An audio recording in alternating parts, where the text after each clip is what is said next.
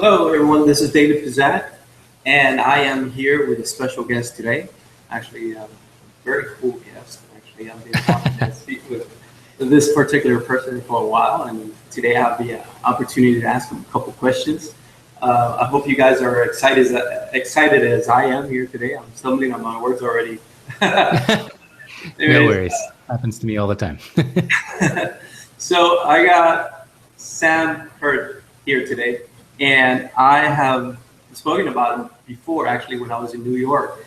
I did a little Periscope video, and went on YouTube also, talking about this particular person. And I'm happy to announce, guys, this remarkable photographer out of DC, Washington, Sam Hurd, excellent photographer. Sam, you want to introduce yourself a little bit here?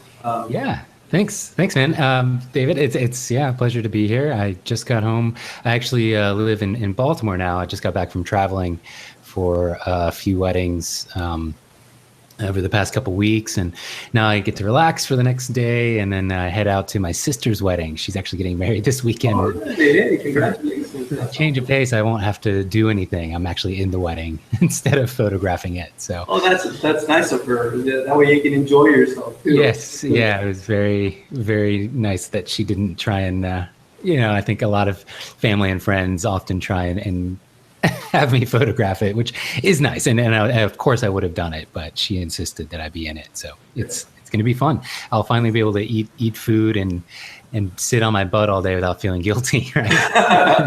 Oh my God. I had my sister. She actually asked me to shoot her wedding, and I'm like, "Are you serious? It's not the same." Yeah, it's work. Enjoying and shooting, but you know what? I absolutely love shooting. I'm a photographer from South Texas myself, and cool.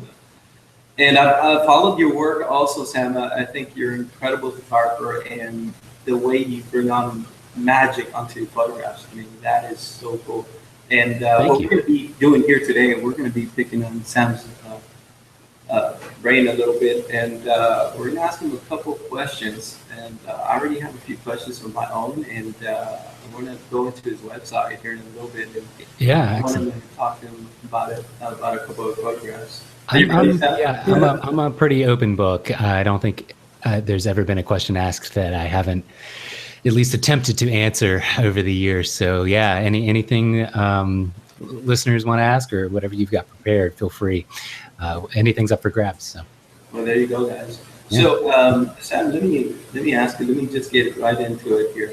Do you play music? I'm sorry, I'm seeing guitars out there.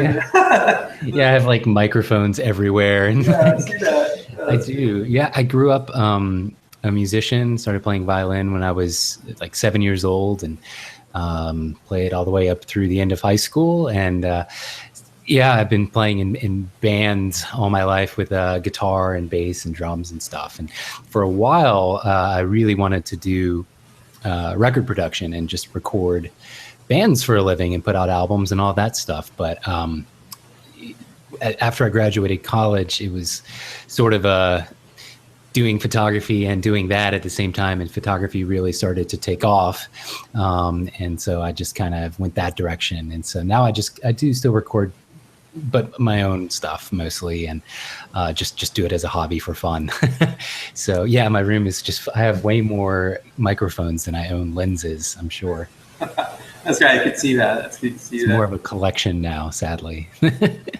But so Sam, tell me something, and maybe this is a loaded question here, but why weddings?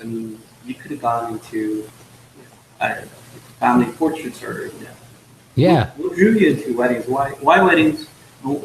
I kind of fell into it. A coworker of mine was getting married at a place that I was working as a photographer, and it was a real. I think I'd only ever been to a wedding once in my life before that, and but I had started following a few. I don't know if you're familiar with Ryan Brenizer. I started following like his work and a few others, and started to see that this angle of creativity was really strong in wedding photography specifically, which seemed amazing to me that there would ever be any space for that. Because I think a lot of, 5-7 years ago when I was just starting, like a lot of people, wedding photography was still kind of very traditional. I would say more traditional than anything else. You didn't see much of like people going out into mountains and hiking and going to these really crazy, cool, creative locations, and that was just not as prevalent yet. But it was starting to be, and I was starting to see a few photographers who were pushing that edge. And I shot my first wedding, my friend's wedding that was getting married, real cheap. I think it was $500. I think I paid my second shooter $400 of that, and and just loved every minute of it. I think what most appealed to me was the intensity and the real challenge to just have to switch your brain on and off from one thing to the next, literally the drop of a hat, where in one moment where the light might be perfect, where you have just enough time to do a creative picture, you really work that, and then the very next minute you're doing storytelling, you're documenting some moment that's happening where you have no control other than just letting it play out in front of you, and all this and this crazy fast-paced emotional wedding day was just amazing. And so I just started photographing more friends that were getting married, and then that turned into their friends, that then and turned into clients.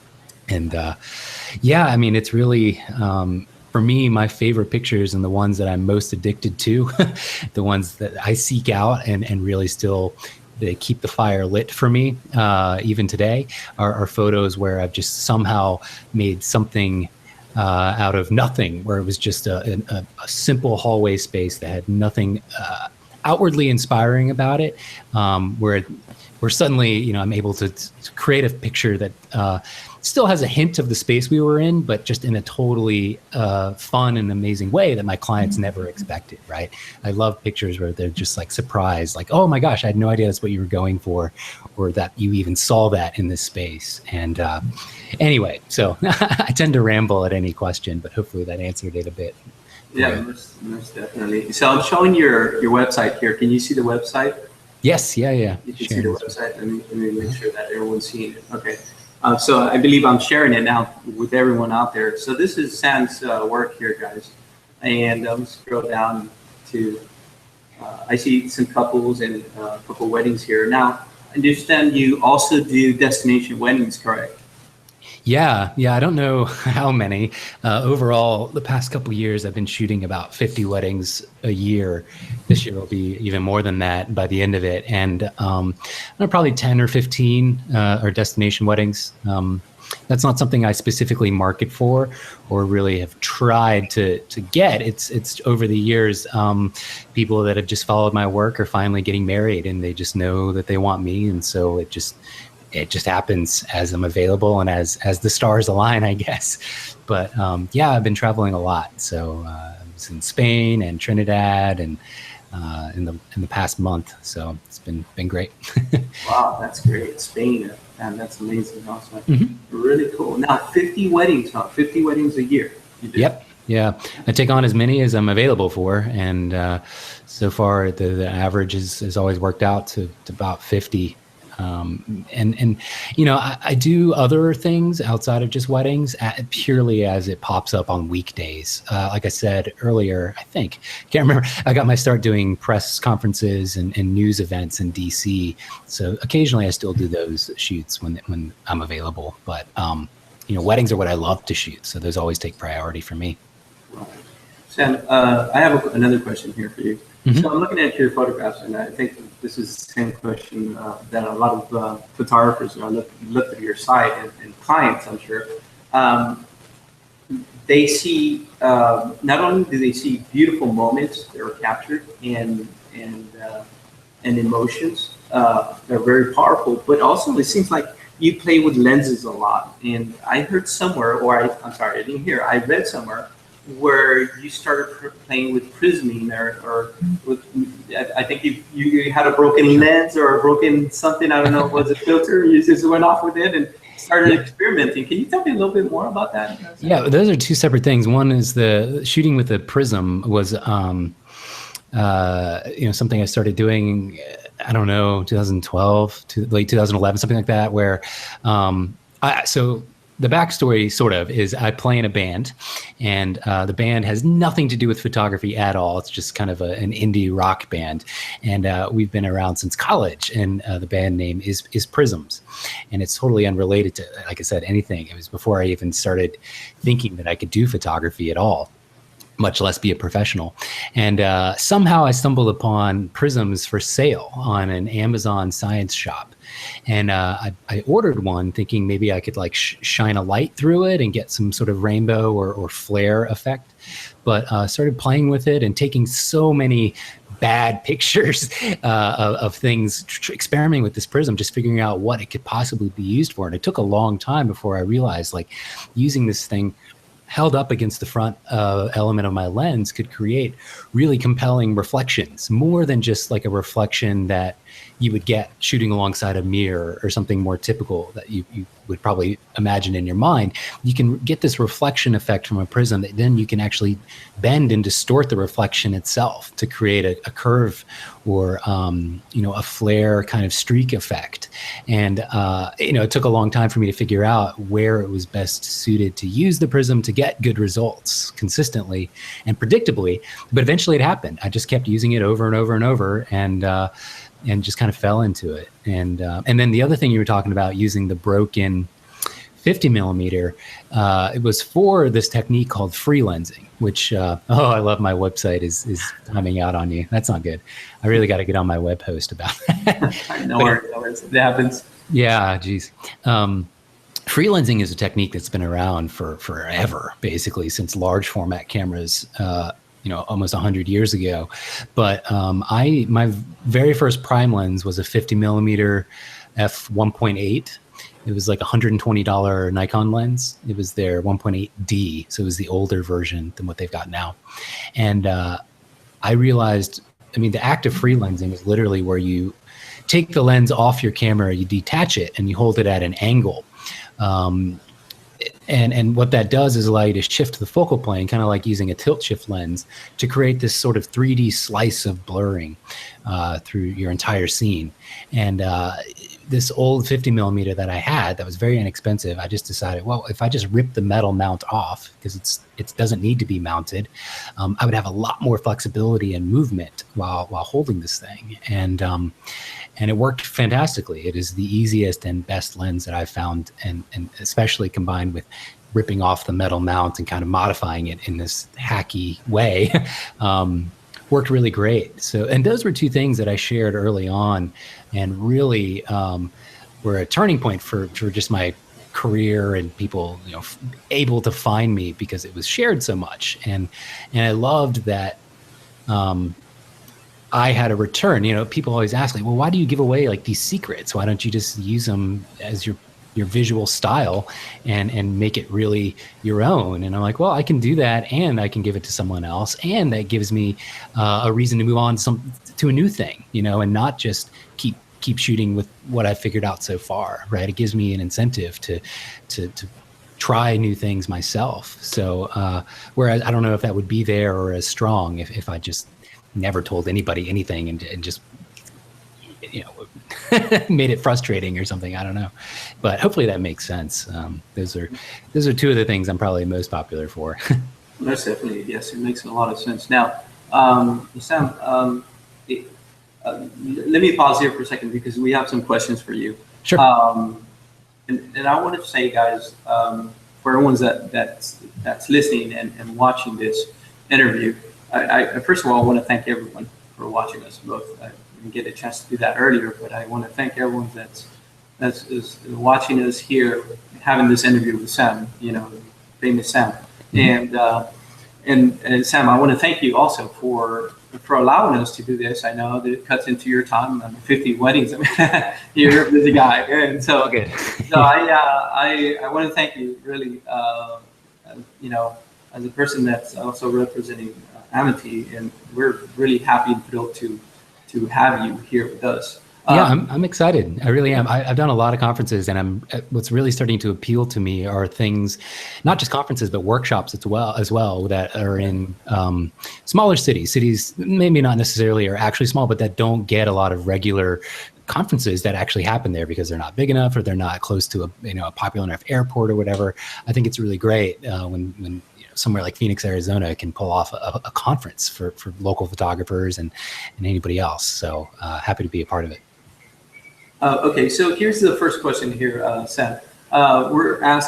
People are asking out there. So, looking at your photographs, looking at your website here, I mean, we see a lot of powerful emotions, and people are there, I mean, so well connected. And the biggest question here, and it could be a loaded question, but how do you go about your posing and interacting with couples to make them feel comfortable in front of the camera? And I think this happens to everyone. I think we're always trying to find that solution or that formula to make our couples feel comfortable. And you do such a good job at it that, that's why we're asking here. We want to know, how is it that, I mean, how do you approach that posing, and how do you make them pose, but also make them feel very comfortable and make them feel natural? A lot of it is just embracing the awkwardness. I mean, like you said, everybody goes through this. Every single couple that I've photographed is a real couple, and almost without fail, every single one of them at one point during the client meeting or during emails or otherwise, I've said like, we're really awkward in front of pictures. And that's universal. I think the feeling, if you don't feel awkward in front of the camera, you are definitely the exception. And that's great. But, I've never worked with models or anything like that, which I think has actually given me a huge leg up, and just like having completely normal people from the very beginning and just having to kind of figure out how to work with them instead of having them do everything for me. And like I said, a lot of it is just embracing the awkwardness. This first 5 or 10 minutes will be a little bit uncomfortable no matter what. And I take the approach that if you kind of make it count from the very first picture, especially in this first 5 or 10 minutes, where they have some nervous butterflies, or they just don't know like how to interact. If you make it count, like I get in real close. I start like trying from the very beginning. There's no warm up period for me where I'm just like taking a bunch of throwaway shots that aren't going to be used for anything. I really try in the very first pose, in the very first setup, to make it a good image, because that's when they're most likely to truly laugh, not because I said something or some one-liner joke that I can pull out at any time, but because they're giggling because it's just awkward. And like, when people laugh because it's awkward, it looks just as good as a laugh because of a funny joke that somebody said. I never ask my couples to smile. I don't force it. I don't say, okay, now just laugh for me. I'm never that direct with it. But oftentimes just giving them subtle directions so that they feel like they're doing what they're supposed to be, either with their hands or with how close they are to one another. But just getting them connected and close, literally physically close, will bring out a little bit of that nervous energy. And then I'm telling you, those first 5 or 10 minutes are like the golden time for me to just get pictures of people totally actually laughing just because it's funny. And if you embrace it and you don't shy away from it, I know some photographers have, and it works for them, that's fine, but they have the approach where it's like, well, I'm going to start shooting like 70 to 200 millimeter lens for the first 15 minutes, really far away, just to get them warmed up to me. Like you have no opportunity to awkward, funny, goofy, like this is silly interaction because you're 50 yards away shooting, just trying to get them comfortable. If you just stay right up on them and get them real close and just embrace that whole feeling, it's a little uncomfortable, but I promise you they'll be much more be a lot easier to make them laugh and smile and look comfortable. And in fact, you can actually see a lot of my engagement sessions specifically. They're usually about an hour or an hour and a half. They're really, really funny and laughy in the beginning because I'm just embracing the awkwardness and just going for it. And then slowly they get more and more serious in like the stoic kind of dramatic pictures. Cause I run out of jokes. I don't have any consistent list of things that I tell people that make them laugh the entire time. It just unfolds the way that it does. And so my sessions literally get like more serious as people get more comfortable. It's kind of weird. But I know it's another long-winded thing, but I mean, nobody's going to be uncomfortable, or 90% of your clients will never be comfortable. And you just kind of have to embrace that and constantly reinforce. Even if you're taking an image that is not turning out, you're looking at the back of your screen or whatever, and you just know the pose isn't working, like this is a total waste of time. It's really not if you keep the energy really high, right? You don't have to deliver that photo. Just say, yeah, you guys are doing great. Like this is so, you guys are doing way better than you feel like you are, or any type of positive reinforcement is going to make them feel like, you know what you're doing, and hopefully somewhere along the line you'll actually get them at their best. But it just takes a lot of practice. That's the other end of it for sure. Okay, so here's another question, Sam. This is from Diego Gil from Brazil. Mm-hmm. He wants to know: do you work alone? You mentioned 50 weddings. Do you work alone in a wedding, or or do you work with someone else? And then the other question, is a two question thing. The other one is what's more important to you, the decisive moment or the technique of the photograph? Yeah, I'll start with the second question. By far, the most important thing is the moment. Mostly in portrait stuff, which is where my emphasis is. It's the decisive expression in that peak moment where people are either at their maximum amount of laughing, in connection, and being close to one another, or the perfect moment of them, being calm and relaxed and serious and maybe thoughtful, by far. And that's something that unfortunately gets lost a lot of times when photographers get really hung up on a technique, especially if it's a new technique that they've never tried. They tend to throw out all the other parts of photography. Like when you're trying a technique, you have to strike a balance between the technique being applied tastefully and the decisive moment with expression, and paying attention to lighting people well and composing everything all together in this perfect balance. You can't just have it be, oh, look at this awesome reflection, and have it be all about the reflection. It does no real good if the couple isn't doing something emotive in a way that you really want, and it doesn't do any good if the composition is all over the place and you have no idea where you should be looking in the frame. Like, you have to strike a balance between all of those things, and everything being equal, I would say the decisive moment is the one that wins out more often than not.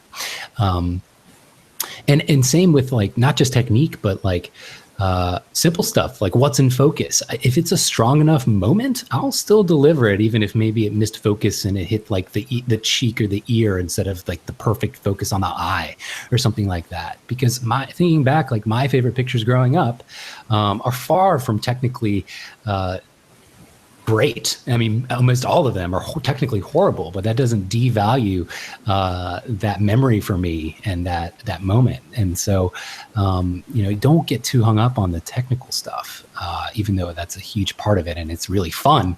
The moment always takes priority.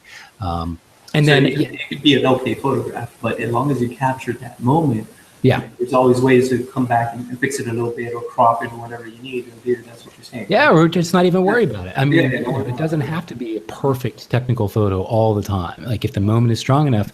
In fact, most of the peak moments, the ones that are just really awesome, I deliver in black and white. Even if they look great in color, I feel like black and white really emphasizes the moment because you don't have the distraction of color, adding that layer.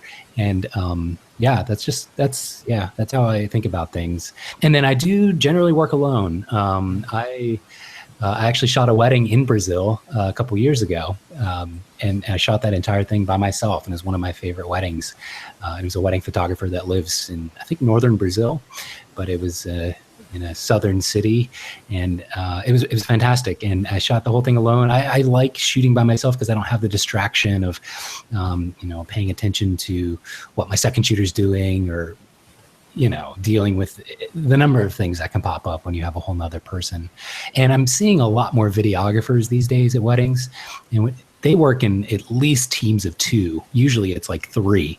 And if it's me, 3 videographers and 2 still photographers, that's 5 people floating around the bride and groom all day, and I just hate that. And so I try and do my part to minimize the amount of paparazzi feeling that's going on. And I really, then it's on me to make sure that every picture that I take, I never feel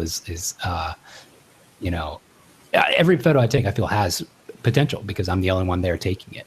And in fact, I encourage my couples to do an unplugged wedding as well.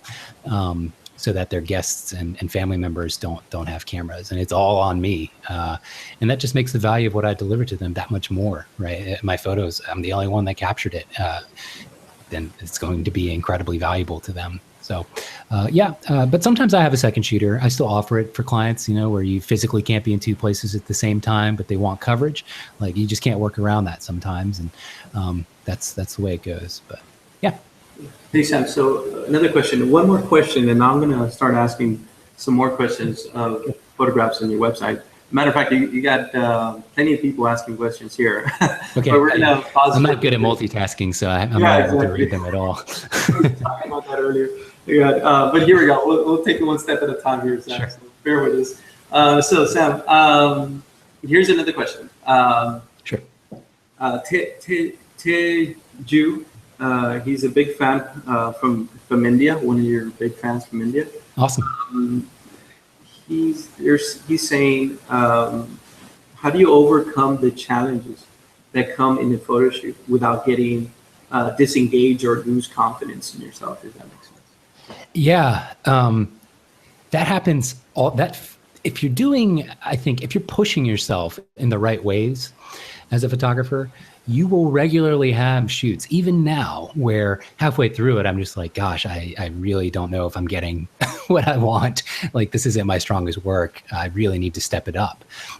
That's a really good feeling to have. I mean, it still happens to me, and I've done 250 weddings, and I don't even know how many engagement sessions and all the other stuff. I process and deliver. I go through and take, on average, 250,000 photos a year. So even with that crazy high volume, I still get that feeling where I'm just not confident. But you just have to, trust in yourself and know that with enough experience, you will still surpass your client's expectations, even if you don't meet your own. That's what I always have to keep telling myself. And it's never, it really helps to give yourself a little breathing room between when you start to work on the photos and when you actually took the pictures. Oftentimes I'll import a wedding or an engagement session and then not really get deep into editing it, the whole collection, until like a week or maybe 2 weeks after. Because it gives me a little space and I can see it all with a fresh eye. And it's always better when I do that. It always feels a lot better than it did when I was actually taking the pictures, right? So that's one thing I would suggest. Just put a little space between when you import and when you start editing all the images, so you have the most fresh eye that you can. And you have a little bit of disconnect between maybe the feeling you had when you were originally making the pictures. So, good. So, Sam, one more question. I'm going to jump into your website, I promise. Here we go. So they're asking, you mentioned it, and I think you just gave out the answer just a minute ago, but okay. I'm going to go over it again. So you mentioned you do 50 weddings a year. Now, do you do your own editing or do you outsource? Are you mostly doing all the editing, or do you outsource, or do you do a general selection and then send it out to outsource? How do you work that out? Yeah, I do all my own editing right now, but I have been checking out a few different options for they have services where I would still call and choose the best pictures, but they would do like a rough edit of white balance and exposure. I mean, the 99% of what I edit in an image is white balance and exposure, and nothing else. after my I have a baseline starting preset that gets applied to everything, and then it's just white balance and exposure over and over and over and over, and that gets really tedious. So I've tried a few different companies, but nobody's able to really hit the nail on the head with where I can like deliver it untouched. So I've still gone through and edited all of my own work. Every single photo that clients get is hand edited by me directly.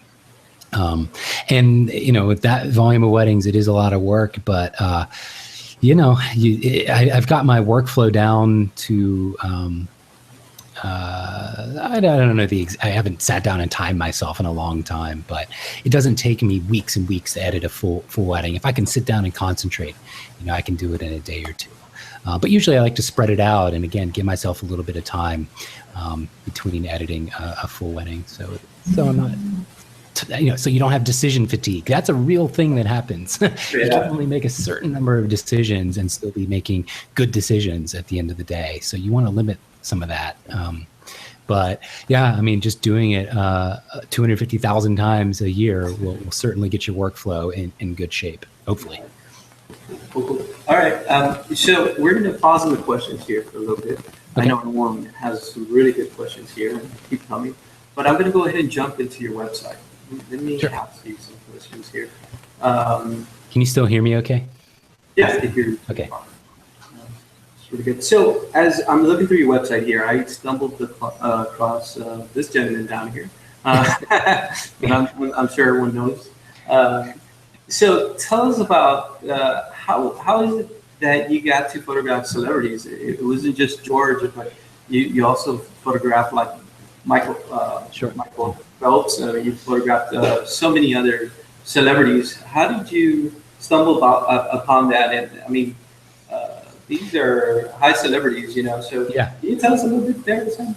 A lot of it was just seizing an opportunity. I recognized an opportunity and just seized it. I was working, like I mentioned, as a staff photographer at this place in downtown DC in Washington.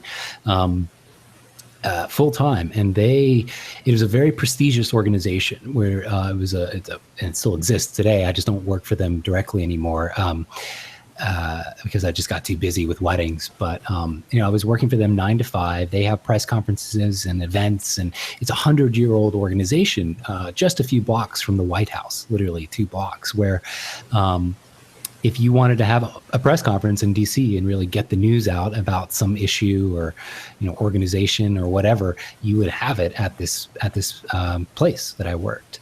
And they basically did the work for me in terms of getting access to these celebrities, because oftentimes a celebrity will align themselves with a certain issue or topic that needs to be put out into the news, right? The celebrity helps kind of fuel that buzz.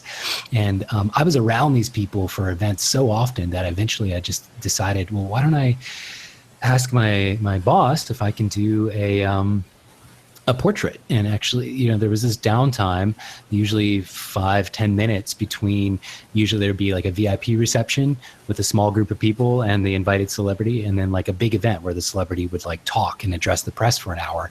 Between those two things, there would generally be a little bit of downtime, and it was just like me and that person waiting to be announced and go into the space for the big event. And so I just pitched the idea of like doing this portrait, this camera aware portrait that would be totally different than anything else that the press club had in their archives, right? Nobody had ever done it. It was always just candid, gripping grins, stuff like that. And I'd been working there for a number of years at that time, so they trusted me to not take advantage and make it some huge, production. Keep it really simple and quick. And that's it. So I just kind of I realized this opportunity and embraced it, and that's how that happened. So, unfortunately, with as busy as I got with weddings, as cool as it is to meet and photograph celebrities, weddings are where I really feel the most value from what I do. Now, because I do so many, I don't have that much time. When the opportunity pops up to photograph a person, I'm usually not available, unfortunately. So, right. So Sam, let me ask you another question. Question on your website also. Sure. It seems like Anthony here. Are you seeing your website? Anthony, yeah, and Lauren. Mm-hmm. Yeah, he's doing a karate kick or something there. Yeah. It seems like there's a story behind this image. I mean, can you talk about a little bit about this image? I love it. I absolutely love it. By the way, I love the expression on her face. So, and I love his hit there in the air. You caught it right on. And it's totally different than any other like pose or idea that I've got on my site. And that's one of the things, I don't know if you know Anthony, but he's a wedding photographer himself in Southern California. And he became very, very well known a couple years ago for the Ice Bucket Challenge, because he was diagnosed with ALS a couple years ago. And basically, well, let me talk first about what's going on in this picture. I had them up against this cool patterned wall, doing my normal thing, kind of giving them direction of what I wanted. And then I noticed her make a joke about something. I want to say it was like some anime show or something where they strike this pose. I'm not a fan, so I can't remember what exactly they were talking about. But I totally, whenever a couple suggest something that's clearly just totally within their own personality, even if it's something I would never actually show on my website or something I would never suggest myself, like a jumping shot or some funny karate kick with this cool like pose, I always embrace it because it makes people feel more empowered. And again, it reinforces this positivity and this more comfortable atmosphere for picture taking. So I said, yeah, you guys go for it. Do your thing. We'll try it a few times. And so they did. They just did this, and this is what they wanted. And the whole wedding was incredible. He was a wedding photographer that now, as ALS is progressing in him, he's in a wheelchair and still photograph. He has a special rig that he custom designed himself to take pictures, even though he can't move very well anymore.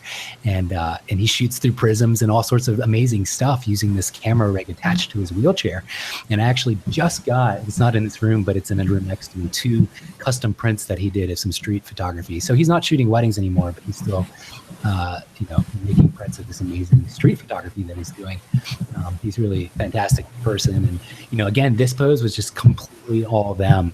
And I always leave space for that. I try and make sure, even though I'm used to doing my thing and having my flow and my vision, I always make sure my clients' priorities are my priorities. And if they suggest something like this, I'm going to do it. And this was just something that I love so much. I had to put it on my front page. So, yeah. Awesome. Really cool. That's a great story. That's a really good story. I like that.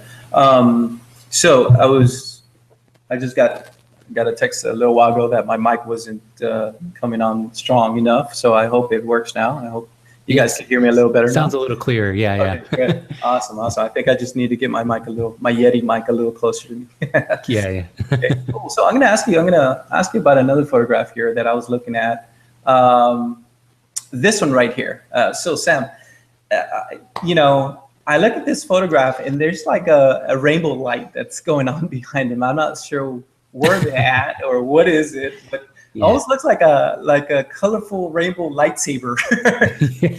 Can you tell me what is this? I mean, and don't get me wrong, I think it's absolutely beautiful. And the colors that have bleeded on them, on their clothes and everything, it looks really cool. I like that. Very different. Can you tell me a little bit about exactly and how was it that you came across this light and you decided, okay, I'm going to place the bride and groom in front of? Yeah, it's like a lightsaber, lightsaber drilling through both their hands. Yeah, so Lindsay is she's a wedding photographer in the DC area, and I was shooting her wedding. And I guess I do shoot a lot of photographer weddings, so I'm starting to realize this. She gave me space. One of the things I love about photographing. I'm sorry, Sam. Maybe you shouldn't have said that. You're going to get a whole bunch of photographers now calling you. Your market is going to change. Well, that's okay. You shoot everyone's wedding here. Go ahead.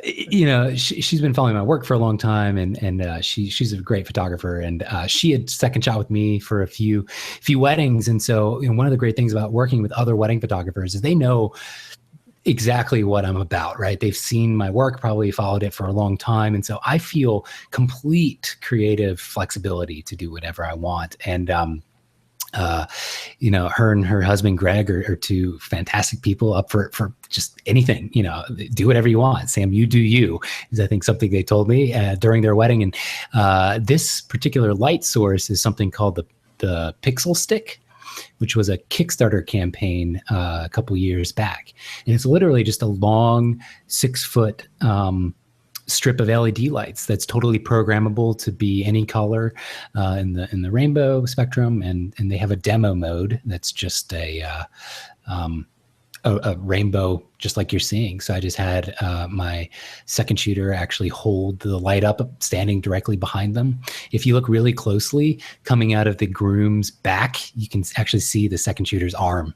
He's holding the light up with his arm, which you'll never not see now if you look closely. But it was just lit by the light source in real time, like no long exposure, nothing.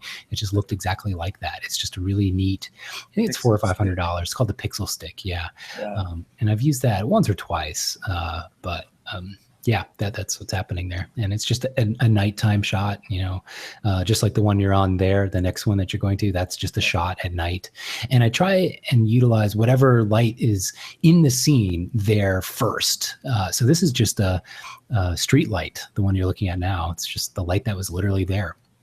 And just shot ambient, balancing my camera very steadily on a step. So, anyway, hopefully that answers that a little bit. Right. I'm going to go back to one of the questions, and then we're going to go back here. So we have a question for you, and this person is asking, it sounds like the last one you answered also. Where do you find your inspiration in posing? And and what are the poses that you're looking for in particular couples, I try and give I give a lot of direction, probably a lot more than people would think or realize, because if you're not working with models, they need it. They need a lot of direction. It's the most uncomfortable thing in the bad way, in a negative way, when you just say like, oh yeah, just do your thing. Just stand over in the corner and just be natural. Like, people will probably whip out their iPhones and just start going on Facebook. People don't know how to interact in a way that reads well on camera. So I give subtle and concise directions so that people mostly have something to do with their hands. With guys, it's really easy, just hands in the pockets, or just holding each other's hands or hanging off one another in some way, like holding around his arm or holding around her waist, whatever. Give them some action to do with their hands so that they're not just stiff and standing there not knowing what to do. And if one pose doesn't work, I usually try a completely different pose. And if they're just not falling into it well, I say, okay, awesome job. You guys look great. Let's move on to the next thing. And I keep a lot of momentum in my shoots. So I don't sit down and try and work an angle, to death for 30 minutes. I'm probably there for like 2 minutes. And if it doesn't work, we move on to the next thing. If it works really well, we're done and we move on to the next thing. It keeps a lot of variety and it keeps a lot of momentum. So people just feel great, like they're doing what they should. And I'm not just banging away at one angle for 20 minutes until it's perfect. That's just not the way I want to operate, even if it's a really great idea for a picture. If people have been holding it for too long or they're just not comfortable, that's going to read in the final image. And it's better to just move on to another idea. So, all right. Here's another question. Sure. This is another question from Thompson. So as a pioneer of prisming, calling you the pioneer now, what do you feel is the next big technique? I mean, it seems like you master prisming, and you've done really well with it, and I would hope so. Applied it on the wedding photography, which is awesome. And you've done such a great job doing it. Some people may try it, but the other thing is the delivery part of it, making sure that it works. I think that's important. You've done making sure that it's not cheesy. Exactly. You don't want it to be too gimmicky, for sure. It's a delicate balance. So they're asking here, what's the next big technique? What's coming along? What do you think that that's a good one. Your next technique? Yeah, and I see that mention about smoke bombs. I've never actually tried a smoke bomb, and that's something that's, I think, existed for a while. I've been playing a lot with things from the cinema world that have existed for a long time, and a lot of these ideas, prisming, freelancing, all this stuff, like, tends to have been done before, but just in a subtly different way that doesn't click and become popular for whatever reason. So looking out for things that have maybe already been done, but maybe you can improve on it or do it in a way that's a little more unique and digestible for people to understand, can really make it catch on and become something really fresh. And I've been playing with something called split focus diopters recently that basically allow for half your lens to become nearsighted and let you focus on something in the foreground while leaving the other half of the lens untouched. So you can have something in the foreground and in the background and focus at the same time. Similar to what a tilt shift can do, but without any of the blurring effects that tilt shift is, kind of associated with. And it's really cool. And split focus diopters have been used in cinema for a very, very long time. But for some reason, there's always this disconnect between the videography cinematic world and still photographers. But I think that is starting to be broken down a little. I think the two worlds are starting to converge in a way that a lot of these ideas can cross over. And so split focus diopters are pretty great. You should just do a Google search if you don't know what the heck I'm talking about. But yeah, I don't know if that's the next big thing. Who knows? I have a few things that I've been playing with now that I don't necessarily want to talk about yet, because I'm still creating a body of work using these ideas. Right. But yeah, definitely check that stuff out. So Sam, looking back at your website here, I'm going to pick on another photograph here for you. I guess, man, everyone, I'm just like the rest of the guys here on Google Plus. They're all asking questions, and I think they're just as excited to ask you a question Awesome. as I am. So Christina and James here, the photograph that we're looking at, the wedding in DC. Sure. So I see that lens flare that's coming behind them.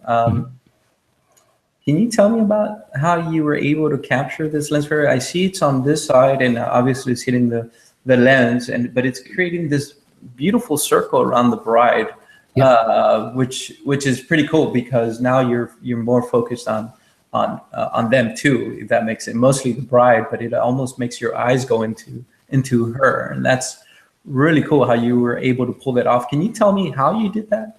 Yeah, absolutely. It's so one of the things I started playing around with a lot more, along with prisming, this other technique or way of shooting came about because lenses now, especially from Nikon, are becoming so well designed that they just will not flare.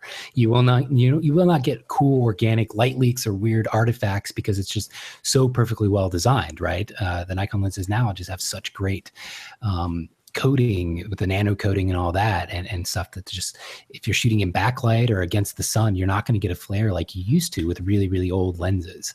And I've got a huge collection of old lenses that I break out purely because they flare really well. But this exact photo in particular is from a lens that is really well designed. It's the Nikon 58 f 1.4. So it's a new lens and it doesn't flare at all, almost. And so to get this flare effect, I actually shot through a piece of aluminum piping. It's like a 1 inch by 1 inch piece of aluminum pipe with the sun coming right down the barrel of the pipe. And it just creates this circular flare effect, mimicking the shape of the pipe. And so I saw this and photographed it in real time using live view, where I could see exactly what the photo was going to look like before I even hit the shutter. Placed and composed the flare exactly how I wanted it, and that's how it happened. Yeah, very cool. I love the photograph. Absolutely love it, and it's got this warm tone to it also. Yeah, and that was just the sunset, so the nice warmth and maybe a little white balance tweaking, but yeah, really cool. So I'm going to go back to the questions here. Sure. Here's a question that they're asking. So, and I think everyone here wants to know this. So how do you get your recommendations? How do you get clients to find you? And how do you find more followers or more people contacting you outside your local community, if that makes sense? How is it that how did you go from being a local wedding photographer to suddenly now you're doing destination weddings? How did that go about? Yeah, well, like I said earlier, destination weddings, it's really not something you can just like say you are, and then the business starts coming in. You can't just say, oh, I'm destination wedding photographer, and then suddenly you start getting bookings in Hawaii and New Zealand and all these places that I've shot. Like a lot of it comes from just being really active in the photography community, and sharing things regularly and consistently, and giving real actual nuggets of advice that help people along and really make people feel like you're worth following, right? Instead of just being constantly self-promoting or, sign up for my newsletter and I'll tell you what's what. Like really just putting it out there and being accessible to people. That's a huge part of it. And 9 times out of 10, if it's a destination wedding in a place outside of my local region, it's because it's another wedding photographer that has followed my work and knows I'm exactly who they want to shoot their wedding, or it's a family member of somebody that I did locally. Now, DC is kind of a unique and advantageous area to be in, because almost nobody that lives in DC is from DC. Most people are transplants from another place, and oftentimes people will want to get married in their hometown, and so I do get a fair amount of bookings just by default, because they live in DC and they found my work here, but they actually live in Minnesota or California or Seattle or somewhere else that I end up going out to. But it's really about being active and involved and giving people actual things, advice and tangible things that they can use free and clear. So hopefully that makes sense. Somebody said here, Liz said, so if you couldn't do weddings for some reason, what would you be shooting? For some reason you stop doing weddings, and what would be the next thing that you would shoot, that you would want to shoot? Probably animals.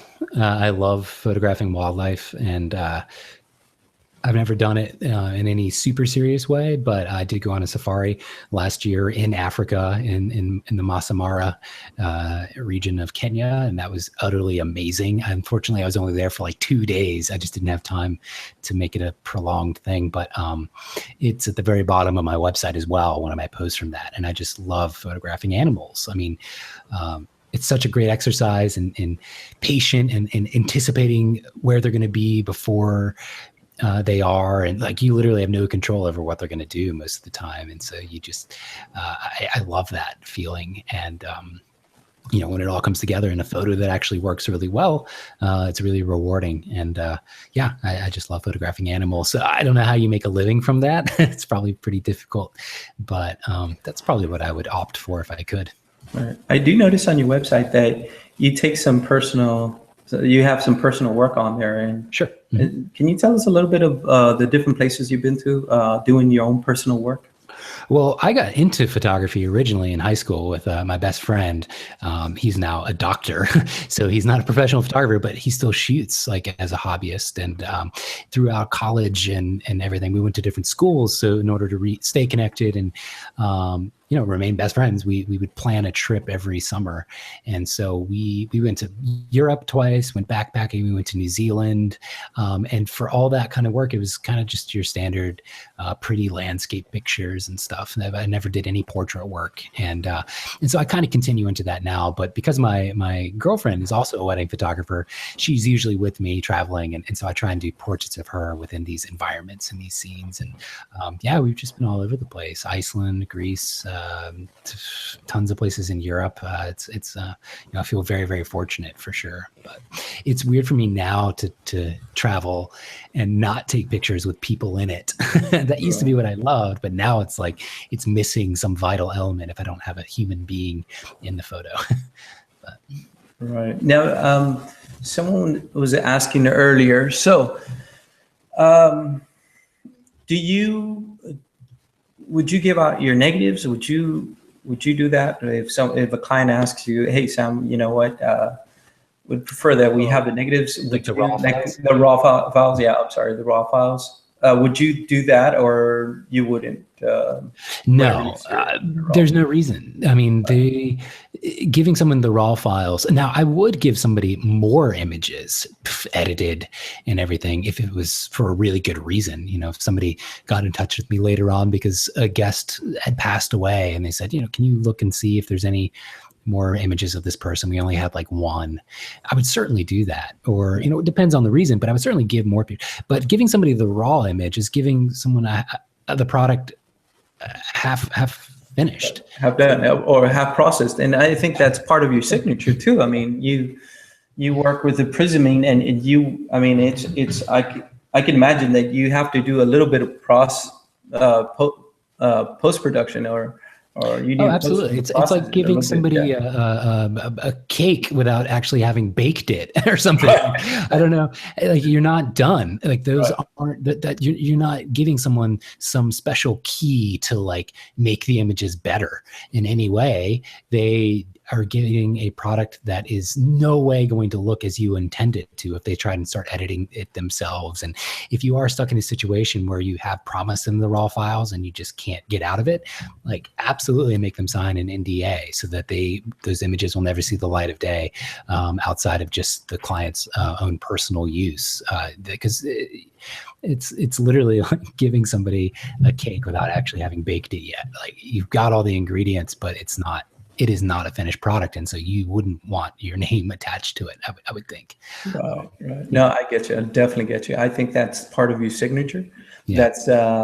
That's you. That's what represents you. And like you said, it's an unfinished product that you wouldn't want for it to go out there because it doesn't represent you. Yeah, it's like giving someone a chair that's half built. Like, why would you do it? Like, they could finish building the chair, but it won't be the same chair that you would do. Like, or selling a car with the one tire, tire. Basically. Yeah.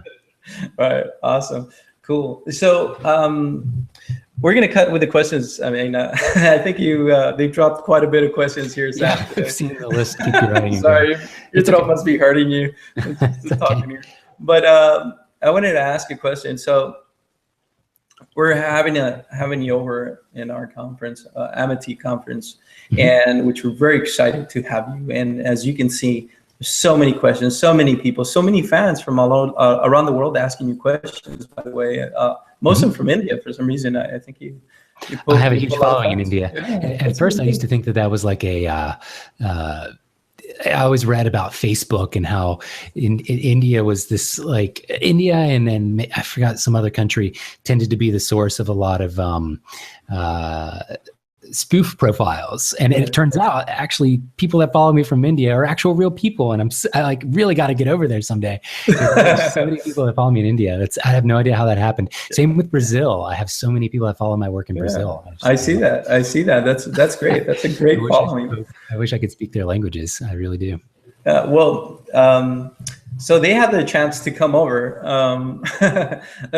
and see you live at the Amity conference in Phoenix from August 29th through August the 29th. To September 1st.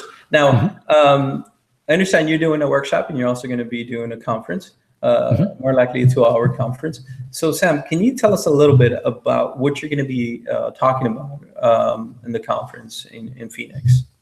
Yeah, I mean, it's always an evolution, the things that I like to discuss, because some people in conference and then see me at another conference, and I try not to have it be too much the same thing over and over. So, what I tell you now will probably evolve even more by the time it becomes August, and my thoughts and ideas have changed. But I've been really interested recently in kind of what is coming next, right? In terms of like everybody right now, and I guess in some way it always has been, this idea of attaching the label as a storyteller to what we do as wedding photographers.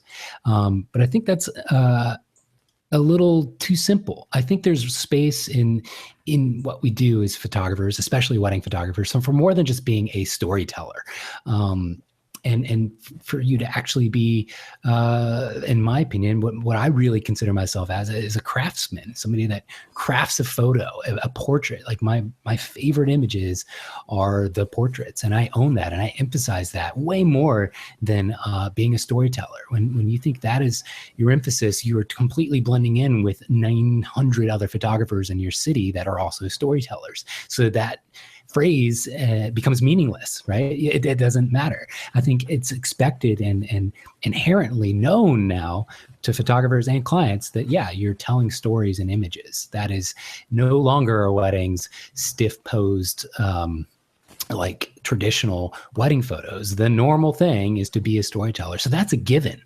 So what's beyond that? What can you actually hone in on and emphasize beyond just being a storyteller? For me, it's the craft of making a portrait and creating something out of nothing, and really emphasizing that. And I don't forget the storytelling altogether. Of course, I'm taking images all day long throughout a wedding. I'm just not emphasizing that part of what I do in any way. It's just inherently there because I'm taking pictures for 8 hours. Of course, you can piece together a story from any given set of images. But yeah, I think I really want to stress this point and get people thinking outside of just the storytelling lingo that is totally prevalent. And again, it's not like I'm saying the story doesn't matter, F the story or anything like that.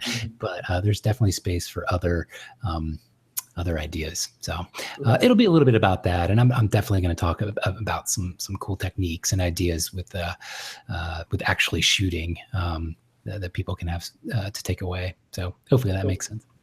Yeah, it makes sense. Hey, so you have so many followers from India. They're wanting you to do a workshop out there now. They want to know when's your workshop happening in India. I've heard, I haven't looked into it, but I've heard that the visa process is a little daunting to get into India. I don't know. Maybe it's not that bad for United States citizens, but I don't know. I've heard some scary stuff. I got to look into it. Yeah. Well, they need to come and see you in Phoenix then. Yeah, for sure. It's certainly closer. It's definitely closer than where I am on the East Coast. Right, there you go. Flight to get to Arizona. Yeah. So next question, Sam. Here we go. And we're just gonna go ahead and just answer one more question because I think we can go on here all day. We've been here for an hour now, which we've gotten a lot of viewers already looking at us, and I think you answered a lot of the general questions that have been asking here. So I'm gonna ask one or two more, and that's it. So here we go, guys. Here's another question. So what is the most stressful situation you've been in a wedding? I think as wedding photographers, we go through stressful situations or embarrassing, or I don't know, just general situations where like, oh my God, and you think, how am I going to bounce back from this? What's been your most stressful situation in a wedding that you can think back, Sam, and you can tell us a little bit. You share that with us. I do tend to be the type of person that has a very good short-term memory, very poor long-term memory. I tend to be living in the now way more than just latching on to things that were a problem in the past.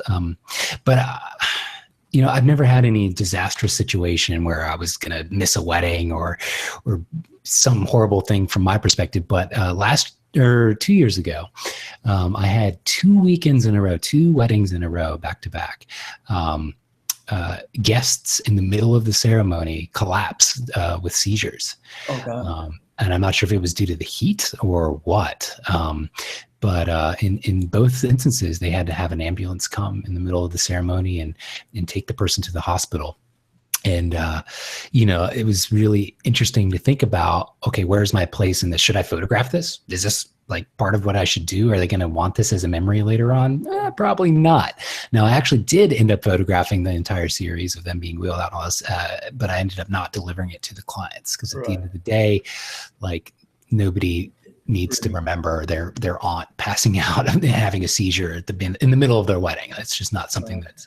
But the documentarian in you. Yeah, it felt it was such a crazy conflict. Like, do I take a picture? Do I deliver this? Like, man, this is tough. It was really that was kind of stressful. But, and thankfully, I've been very blessed with clients that have just always. I think part of it is just having such a stylized approach. Like, my work is very attributed to me, and that acts as such a great filter to get people that tend to just want that and want something a little edgier, and so their personalities are inherently a little easier to work with and a little more easygoing. They reset everything at both those weddings and just did the whole ceremony again about 30 minutes after the whole ordeal. It was just crazy to me that it happened 2 weddings in a row. I started to think it was something to do with me. It's just like, what are the chances? It wasn't even that hot out. There's no real reason. It was just a crazy fluke. And everybody was very emotional for a little while, and then it just became again a celebration where the focus was returned to the bride and groom, and everybody ended up being okay. Nobody like died or anything, but that was pretty stressful, I think, at the time. That's crazy. So let me ask you this. So is it important to you to pre-visualize? Oh, I'm horrible at That's one of the things I love about photography. I can see the question. Yeah, is it important to pre-visualize, or should I have like an idea and a direct idea about what I want going into it? One of the things I love about photography is it gives me access. Somebody that cannot draw, cannot paint, or do anything visual. If it's just a blank slate of paper and I have to make something happen, right? I'm very very bad at that. Now photography enables me to create some visual medium that I can then share with people and hopefully inspire and make people really love. And the pre-visualization for me just doesn't happen. I mean, I know what to look for in a scene, and I know things and elements that I like. And I'll go into that more in detail at the conference during my talk. But the things that I look for kind of set me up, and then really it needs the live view component on my cameras now make that pre-visualization really happen for me. At the back of my camera screen, I see it right there on a big screen. And so that's kind of how it happens. It's just in real time. It's like a real-time visualization. There's no pre-aspect to it. Oftentimes I have no idea what the idea for the picture is going to be until it is fully realized right there on the back of my camera. And I just kind of iterate my way through things, right? So I set up a shot and I see, okay, the composition kind of works, but I need to make adjustments. I just constantly iterate the idea until, I end up at a stopping point. And you kind of just do that over and over and over. Just like that, just like a magician, huh? Magic. That's really cool, Sam. That's really awesome. So I want to pause just really quick, guys, and I want to tell you about the promotion that we got going. Amity is doing a promotion right now. So if you guys sign up before June 5th, you guys have the entrance fee at a discounted rate, which is only $385. Now, if you wait after June 5th, guys, you guys are in for a surprise because you guys will be paying $450. Now, if you guys want to come see Sam, as you can see, Sam is very knowledgeable and he's awesome in what he does. And he's done some beautiful work. I encourage you guys to come see Sam. Just an amazing guy. And if you want to come and see him on his workshop, I encourage you to the workshop because I believe he's going to be working those lenses. He's talking about those prisms and all that great stuff. I mean, I think I would want to come see him just to watch him in action, pull out his prisms and his broken glasses and lenses and all that crazy stuff. I mean, I would love that. Would be pretty interesting to watch you do that, Sam. Honestly, so the workshop right now, guys, is $225. And again, if you wait after June 5th, it's going to go up to $300, guys. I guess I'm a money saver. My wife has made me a money saver, so I encourage you guys to register now. Register before all the spots are taken, and you miss out on Sam. You don't want to miss out on Sam. So register now. As you can see, Sam is a very talented person. You can see his website. Really, some other good presenters as well. I'm excited that Sarah Byrne is going to be there. Oh yeah, Sarah. I hope to interview her soon. I'm thinking in the next 2 weeks I'll have her here also. Oh, that's good. Good. She's fantastic. So Sam, share with us your website and share with us your blog, and if you don't mind, maybe your Instagram. Yeah. My Instagram is I am the Sam. It's awesome. Only because I am Sam is always taken, so I was just like, okay, I am the Sam. I am the Sam is my Instagram, and that rhymes. That's great. And then my website is just samhurdphotography.com, HURD. So yeah, look me up, keep in touch. I know we didn't get to answer all the questions, but I generally try and get back to people when they message me directly, unless it gets filtered through those crazy Facebook secondary inboxes and all that stuff. I usually try and follow it up with people. So yeah. Let's answer one or two questions. I know I keep saying, okay, no more questions, but the questions keep coming in, Sam. Okay. So someone's saying here, by the way, someone loves your shirt. They say your shirt is bomb. Yeah, I had this made actually.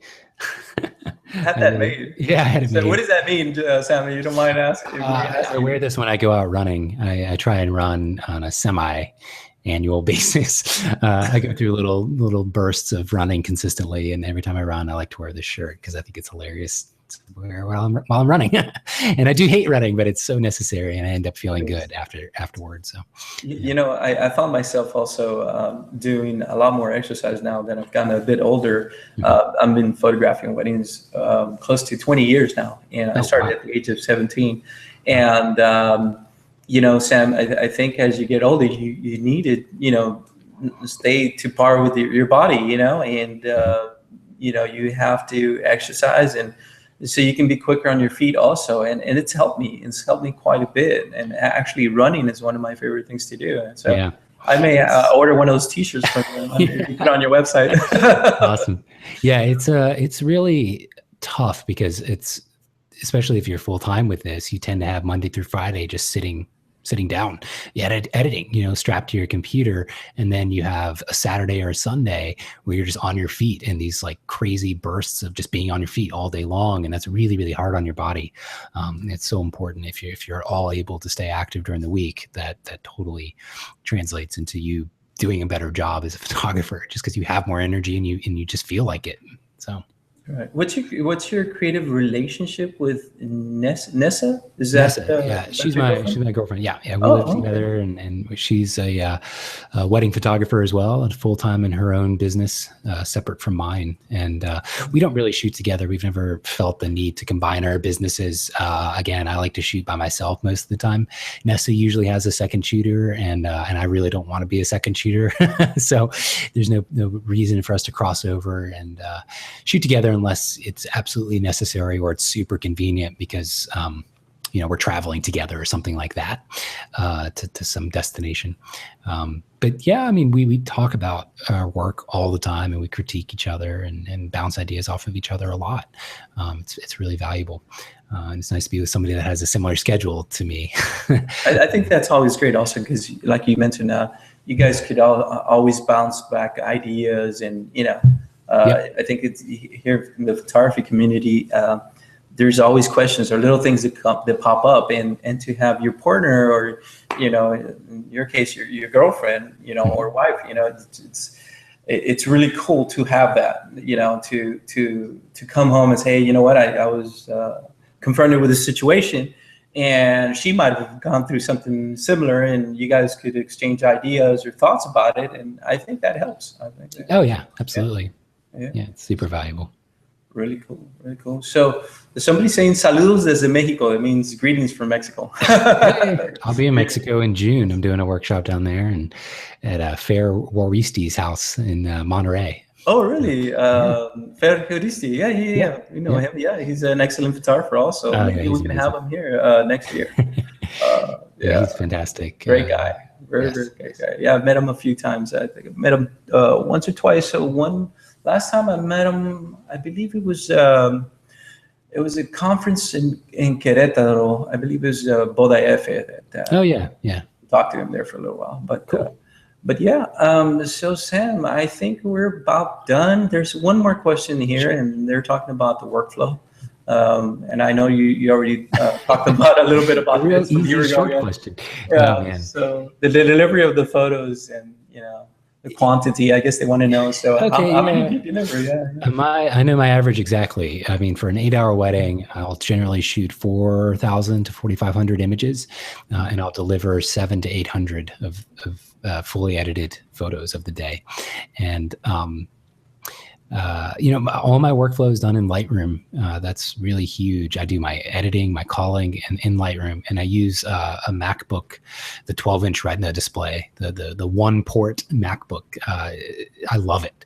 And I do most of my editing when I'm traveling on the road, just to kill two birds with one stone. If I'm traveling to a shoot on an airplane anyway, I might as well be doing work while I'm on there, so I have more free time when I'm actually at home. And and then I edit everything through Lightroom. I upload and deliver using shootproof.com, which I just switched over from SmugMug. It was my previous host. But now Shootproof, I just think they have really great mobile solutions. And it's a couple passes. When I first import the images, I'll give it a few days and I'll pick all my favorite pictures. And then I go back and start editing. And really at that point, I over-select what I should have. And after my first initial run of images I want to flag as keepers, I'm really looking for just stuff to cut. So at that point, for any reason, I'm going to unflag a picture, just any reason at all, to just make sure that I'm whittling down to my best work as I'm editing it, right? And if I'm tinkering with skin tones for more than a few seconds, I just mark it as a black and white, and I deliver separately, color or black and white. They don't get all black and white of every image. If it's black and white, it's that way for a reason. And I tell people that. Sometimes people come back and say, oh, can you make this color? And of course I'll do that if it's a reasonable number of images, but thankfully that hasn't been a problem. So once I edit all my color images, then I edit all my black and white images. And I usually edit, while I'm doing the color images, I'll edit anything that has flash, like bounce flash and stuff, separately from all the ambient light stuff, because it's just, whenever I'm using flash, there's a little bit more consistency because the color is almost always the same. Because my flash, I don't gel my flashes or anything like that. And unless I'm bouncing off of something that's a crazy weird color, the editing will be a little more consistent. So I edit all those at the same, then I edit all the ambient light, then all the black and whites. And every time I'm doing that, I'm just looking for images to cut for any reason, so that I'm just delivering what I think is my absolute best work. And then it's delivered through Shootproof, and clients can do whatever they want. They can download a zip file, they can order prints, anything. So that's great. So for you guys that don't know about Shootproof, that is a company that's linked up also with the laboratory, which allows the clients not only to proof the photographs, but they could also purchase prints from them. And they ship direct to the client, so I don't have to intercept and do packaging, branding, or anything like that. Right. That's so much work. Okay. Well, I think we're about finished here with this session, Amity, with the Amity interview with you. And Sam, I want to thank you again, and I want to thank everyone that was watching us. Actually, we got up to about 55 viewers here. Nice. And so that was really, really cool. We had a good audience, and we had some really good questions. We didn't get to answer all the questions, but I feel a lot of these questions were kind of repetitive in a way where you had already answered. So I'm not going to make you go through all of these here, but Sam is going to be with us with 13 other guest speakers in Arizona, in Phoenix, Arizona. And this is happening again in August 29th through September 1st. You can also register at the amityconference.com. And don't miss out. There is a promotion going on right now up to June 5th. So if you can, like I said, save yourself some money and come see Sam. Come see Sam and the other 13 amazing conference speakers, which I'm going to be interviewing every week from now on. Every week at this time on Thursday. Every Thursday at this time, I'm going to bring on someone new. I don't know who we're talking about, who we're going to be talking to next, but I'm going to be posting it very soon, either today or tomorrow. We'll have a definite answer as far as for that. So guys, again, and I can't thank you again, Sam, for coming on. I know you're a busy guy, and you're very talented, and I know that every minute, every second of your time is worth a lot of money. So thank you again. And thank everyone that's watching us. And then I really enjoyed this, by the way, Sam. You were amazing. And great. And so till next time, guys. Yeah. Thank you so much, David. Take care, guys. Bye-bye.